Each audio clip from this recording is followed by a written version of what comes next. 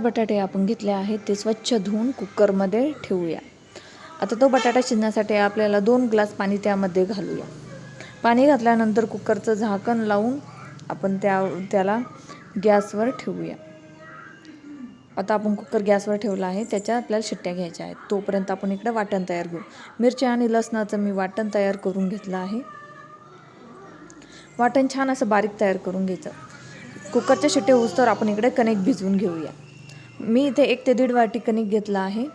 त्यामध्ये थोडंसं मीठ घालून छान असं मिक्स करून घेतलं। मग त्यामध्ये थोडं पाणी घालत आपण हे कणिक मळून घेऊया। जास्त पाणी टाकायचं नाही, कारण आपल्याला हे कणिक थोडंसं दाटसर पाहिजे नाही, म्हणजे जास्त मऊ लुसलुशीतही नाही मळायचं आहे त्याला। याचं प्रमाण एकदम व्यवस्थित ठेवायचं आहे। तर आपलं कणिक आता मळून झालं आहे। आता याला वरून कडक असं आवरण येऊ नये म्हणून आपण याला थोडंसं तेल लावून याला परत एकदा व्यवस्थित मळून घेऊया।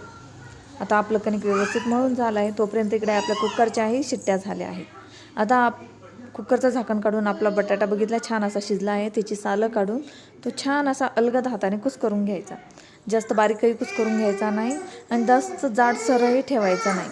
आता आपला बटाटा छान असा कुस्करून झाला आहे। आता आपण गॅसवर कढई ठेवली आहे तापायला। कढई तापल्यानंतर त्यामध्ये आपण तेल टाकणार आहोत 1 ते 1.5 पळी। तेल तापल्यानंतर आपण त्यामध्ये अर्धा चमचा मोहरी टाकणार आहोत।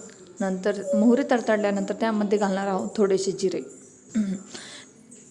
जिरे तडतडल्यानंतर आपण त्यामध्ये अर्धा चमचा हळद घालणार आहोत। हळद घातल्यानंतर आपण तयार केलेली मिरची आणि लसणाची पेस्ट ती टाकणार आहोत। ती छान अशी मिक्स करून घ्यायची। नंतर त्यामध्ये आपण कुस्करलेला बटाटा तो त्यामध्ये घालून घ्यायचा आणि छान असा हलवून घ्यायचा।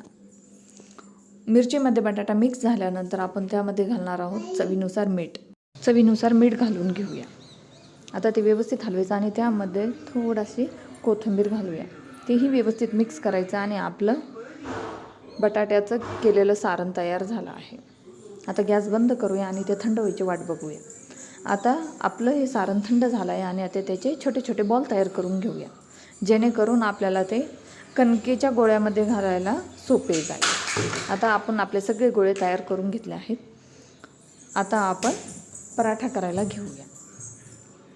आता जेवढा आपण बटाट्याचा गोळा तयार केला आहे बटाट्याच्या मिश्रणाचा, त्यापेक्षा कमी कणकेचा गोळा घेऊन त्याची वाटी तयार करायची। आता वाटी कशी तयार करायची तर व्हिडिओत दाखवल्याप्रमाणे तुम्ही तशा पद्धतीने वाटी तयार करू शकता। अंगठा आतमध्ये घालून अलगद हाताने वाटी तयार करायची। आता आपण त्यामध्ये बटाट्याचा जो तयार केलेला गोळा आहे तो घातला आहे आणि अलगद हाताने आपण त्याचं तोंड मिटवत आहोत। आता तोंड मिटवल्यानंतर जे एक्स्ट्राचं पीठ आहे, म्हणजे एक्स्ट्राचं जे कणकेचा जे भाग आहे तो आपण काढून ठेवूया। आता त्याला व्यवस्थित असं त्याचं तोंड जुळवून घेऊन पिठामध्ये बुडवून आणि अलगद हाताने त्याला लाटूया।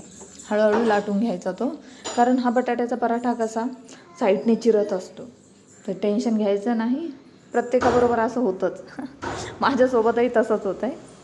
पण तुम्ही बघू शकता, जर तिथे चिर पडत असेल तर तुम्ही हाताने व्यवस्थित असं दाबून घ्यायचं आहे आणि अलगद हाताने उचलायचं आहे। त्याची जागा चेंज करून घ्यायची आणि परत त्याला अलगद हाताने लाटून घ्यायचा। आता आपला पराठा लाटून झाला आहे।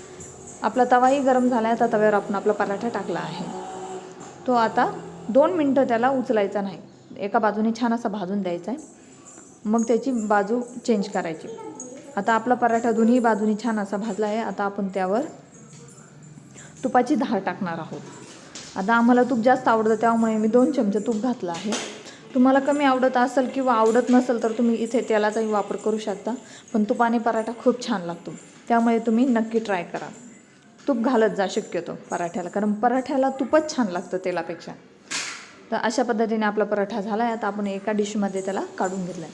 आता अशा पद्धतीने मी एक एक सगळे पराठे तयार करून घेत आहे। मला कमेंट करून नक्की सांगा कोणाकोणाला पराठे आवडतात। कोणाला कोबीचा आवडतो, कोणाला बटाट्याचा आवडतो। पराठ्याचे खूप प्रकार आहे, मेथीचा, पालकाचा। तर अशा पद्धतीने मी रिपीट प्रोसिजर करते। कणकेचा गोळा तयार करून घेतला आहे, त्यामध्ये सारण भरलं आहे। आता अलगद हाताने ते लाटून घेते। छान असा आता पराठा लाटून झाला, आता तो भाजून घेते। मध्ये मध्ये तुम्हाला बाहेरचा आवाज येत असेल, कारण आमचं बाळ खेळतं आहे, तिचा आवाज येतो आहे मध्ये मध्ये, थोडंसं डिस्टर्ब होत आहे। आता आपण तूप टाकून आपला पराठा भाजून घेतला आहे.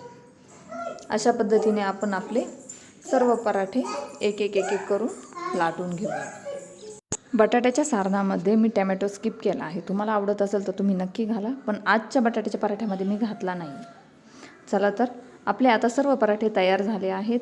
6 ते 7 पराठे तयार झाले आहेत तेवढ्या मिश्रणात. चला तर मग कसा झाला आहे नक्की सांगा.